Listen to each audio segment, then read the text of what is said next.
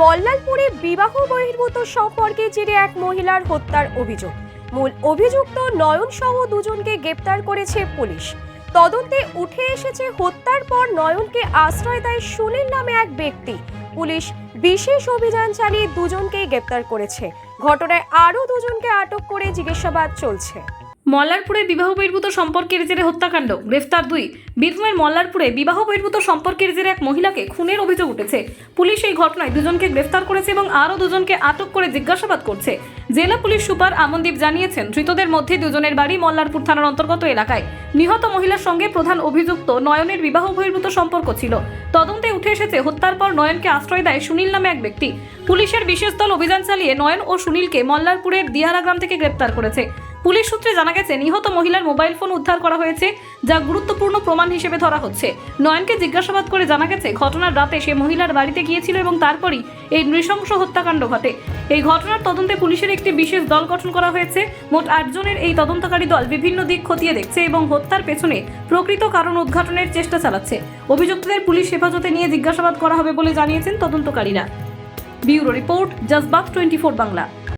দেখুন, আজকে সকালের দিকে আমাদের মোহাম্মদবাজার থানাতে আমরা ইনফরমেশন পেলাম কি একজন মহিলা প্লাস ওনার একজন ছেলে আর একজন মেয়েকে মার্ডার করা হয়েছে।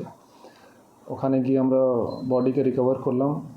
তারপরে ওখানে একটা অ্যাজিটেশন একটু ছিল। পুলিশ কুকুর ওখানে নামানো হয়। পুলিশ কুকুর থেকে আমরা কিছু ইনপুট পেলাম। তারপরে আমাদের এখানে হেডকোয়ার্টার থেকে ম্যানুয়াল প্লাস আমাদের টেকনিক্যাল সার্ভেলেন্সের মাধ্যমে আমরা টেকনিক্যাল ইনপুটসের মাধ্যমে আমরা টোটাল দুজনকে প্রথমে ডিটেইন করলাম।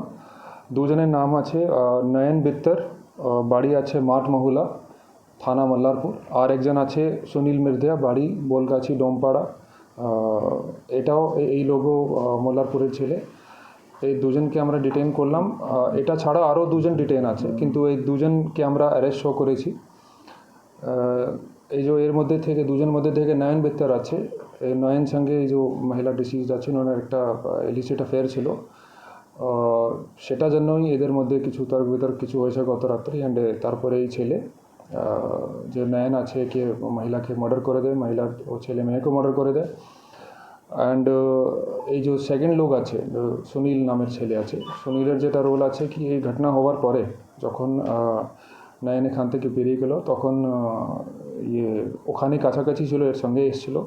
তো সুনীল কিন্তু একে যে নয়ন আছে ওকে তারপরে শেল্টার দিয়েছে। সেটার জন্য একেও আমরা অ্যারেস্ট করেছি কনস্পিরেসিতে।